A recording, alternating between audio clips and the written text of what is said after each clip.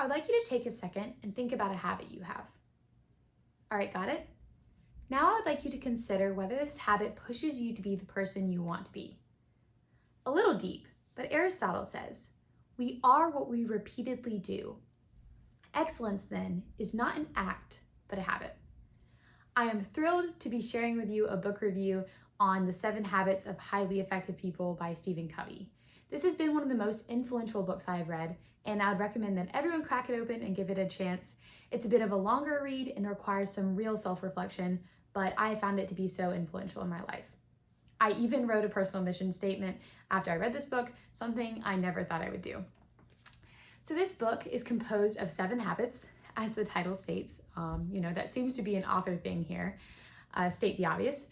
But so the first 3 are focused on private victories, or we could call this personal development. And the rest are focused on public victories or relationship development.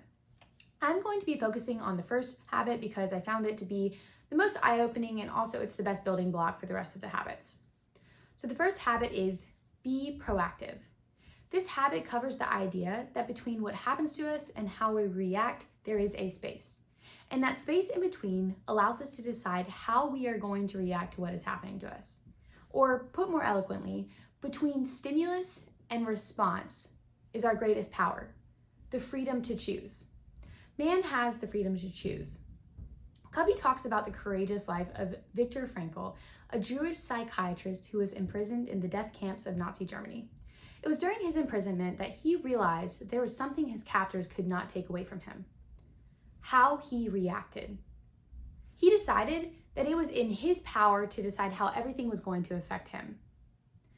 I found this idea to be so inspiring and freeing, that my behavior is a result of my actions and not my circumstances or conditions. And this is where we see the idea of proactive and reactive people. Covey defines proactiveness as having a level of responsibility for our lives as human beings. Proactive people don't blame circumstances or conditions for their behavior, but instead they realize that their behavior is a result of their actions and that they have a certain level of responsibility. He even breaks up the word responsibility into responsibility, saying that we have the ability to choose how we respond to what is happening to us. What's cool about this is the freedom and power is ours. The next idea that Covey talks about is how if we act as a function of our conditions and our circumstances, then it's because we're allowing them to control us. And this brings about reactive people. Reactive people are just what they seem. They react to and are affected by their physical environment. They are driven by feelings, conditions, circumstances, emotions. If the weather's bad, they're bad. If the weather's good, they're good. But proactive people, in contrast, know that it is not what happens to them, but it is how they respond that counts. The next big idea is the idea of the circle of concern and the circle of influence. So everyone has a circle of concern. This is a circle that contains all of your worries, your kids, what you're having for dinner, your job, the stock market, what you're wearing for your date, all of your worries. Within this circle is the circle of influence. This contains the things which we have control over, something that you can influence.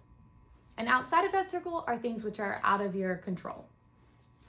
So proactive people focus on their circle of influence. They look at what they can change and what they can control. And by doing so, it actually enlarges their influence. But when we focus on our circle of concern, we're focusing on things that we can't control. And this results in increased feelings of victimization. You see, the circle of concern focuses on the haves. I'd be happy if I had more money. If only I had a better partner. If I had blank. You fill in the blank. Or don't. Because a proactive person focuses on the bees. To me, this was the most important thing I learned from this book. I can be more patient. I can be a harder worker. I can be a better friend.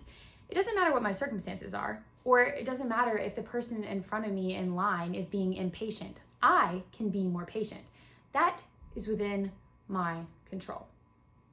A great way to just continue to grow your circle of influence is to make and keep commitments. Keeping commitments is directly within our power, and it's something that we have control over.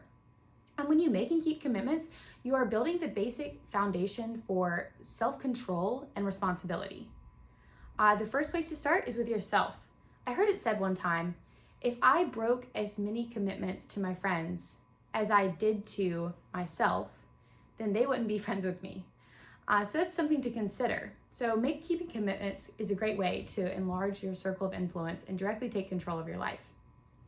The last thing I want to touch on is the idea of the emotional bank account. This was not in chapter 1, but I would be remiss if I didn't talk about it because it changed how I interact with other people. So the emotional bank account is a metaphor for the levels of trust in a relationship. You can make deposits into this bank account by being caring, keeping commitments, listening, anything that helps enhance the relationship. As you make deposits, the levels of trust goes up. And over time, you build up a nice reserve. And then that just helps have a smoother and overall better relationship. There's better communication and more trust. But you can also make withdrawals. You can make withdrawals by breaking commitments, being rude, or doing anything that harms the relationship. And over time, if you make too many withdrawals, the trust is low and the relationship will eventually fracture. So the way to really make deposits is to consider what other people really are interested in. And I found that it is really of the utmost importance to make deposits into people's emotional bank accounts. So we can do this by finding out what people are interested in and really doing things with them. So for me, mine might be eating ice cream and reading a book together, but that's definitely not what my brother's is. I have to take a genuine interest in what he likes to do and do those things with him in order to make a deposit. And overall, our trust will go up and communication will be better. So Covey has a list of 6 in-depth ways to make deposits. And so if you want to check those out, they're in his book, which is really great. So I want to wrap things up by bringing you back to Aristotle's words. We are what we repeatedly do. Excellence, then, is not an act, but a habit. Today, I would challenge you to focus on the B's of life, to work on the things that you can control, and to intentionally make emotional bank account deposits into those that you come in contact with the most. As always, if you've read this book and you found it helpful, comment on what you liked and how it's helped you. If you'd like to follow along as I post more videos, follow the hashtag #TheSpinalTap.